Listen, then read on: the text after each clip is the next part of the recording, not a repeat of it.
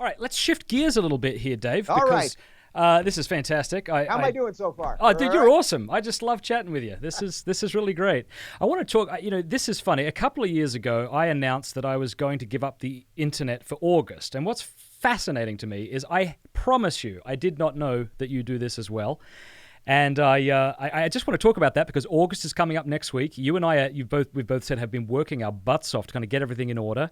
I want to just kind of talk about like why it is kind of we're doing that, how we feel about it, why people might not be able to take a month off, but they might be able to start reintroducing like the Sabbath into their life. A lot of Jews and Christians aren't observing the Sabbath in any sense. So yeah, I mean, feel free to talk about why you started doing that and what that's like. Yeah. Well, first off, on the Sabbath part, I do try not to tweet on the weekends, whether it's Saturday and or Sunday, one or the other sometimes, but I do try to disconnect just on that. Every now and again, I've tweeted out, I don't tweet on the weekends, and Shapiro will tweet at me. Ben Shapiro, he's Orthodox Jew, obviously, Yeah. and I'll say, yeah. Well, we've been doing that for 5,000 years, Okay, so.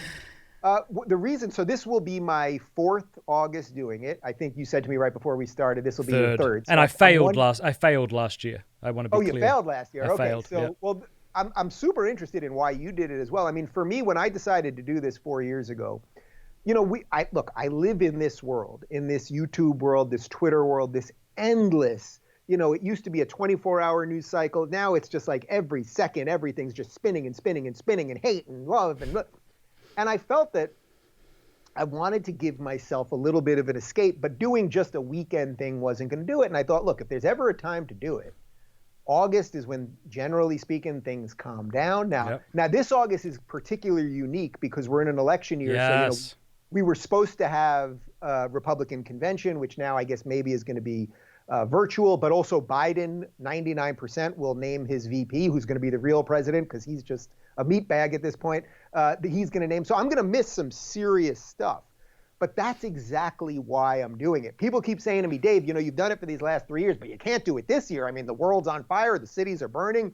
Biden, Trump, blah, blah, blah. That's precisely why you need to. That's why I'm doing it. Yeah. And what, in years past, what we've done is we've gone away for a couple weeks and I literally lock my phone in a safe, but it's not just about disconnecting. I don't watch news. I'll watch some television. So that Sure. will be the, Netflix or something like that. Yep. But no news, no nothing. And then I come back on the grid. I'll be back on September 1st and I'll have somebody interviewing me and they will catch me up with what I missed. And this year, it will obviously be particularly bananas. It'll be particularly crazy. 5-hour show. But what I've found is when you do this, your brain gets a chance to reset. When I go off the grid, I'm going to do a live stream this Friday, which I think is the 31st. And I have someone coming on to talk about diet. I have someone coming on to talk about fitness and someone coming on to talk about tech addiction. Mm-hmm. And I'm going to really try to eat right. I do a pretty good job of that anyway. I'm really going to work on some fitness stuff, which I do a pretty decent job. And then the tech stuff is obviously self-explanatory. But I'm going to spend a month really just kind of clearing out my mind, taking care of my body, spending time with family and friends. We're not going away because of the stupidity over Corona and all that. And that's why I do it. And I find that I come back refreshed. And I wonder, have you had an experience like this where literally about 15 days in, I find old songs are popping into my brain. Dude. And I start remembering weird things, like memories are different. And even dreams are different.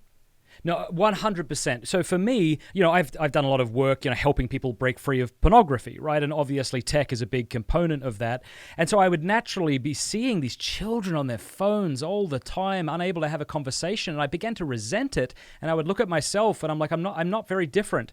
And so I began I would put my phone and my computer in a bag, zip it up, take it to a friend's house because I have no self-control. I can't keep it in my house. And I would say, I'm coming back on Monday. And it was so funny. I'd be backing out of the driveway and I would have this urge to tweet something. I'm like, oh man, that's a sign. I need some freedom from this.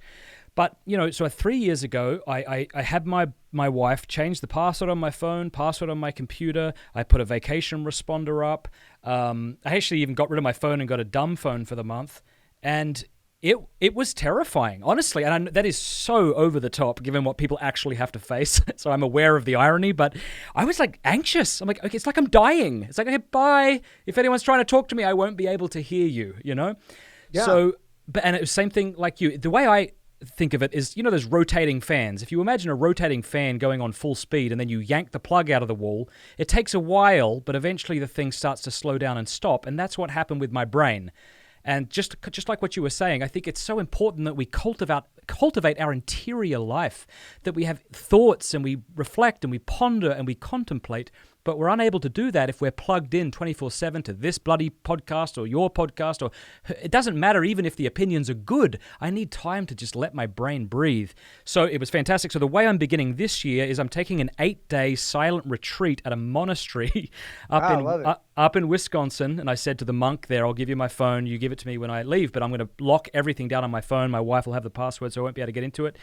And we'll see how I do. But kudos to you. I think that is so fantastic. And it says a lot about you that you're willing to do that for your own mental well-being. And I bet you your show is going to be better off because of it, not worse, even though it might seem that way in the short term. Yeah, well, likewise. I love that you're doing it. And let's connect that first week in September, and we'll do something live on one of our channels or both of our channels, doesn't matter. And let's talk about it, because I'm sure even if we do totally different things, I'm not doing a silent retreat. But even if we do totally different things within that time, look, the idea that, we're all on Twitter all day long and you're just being inundated with other people's immediate thoughts all the time. We all have our own immediate thoughts, but now we're having this collision of other people's egoist thoughts all the time. And again, I'm part of the machine. So we're all part of this thing.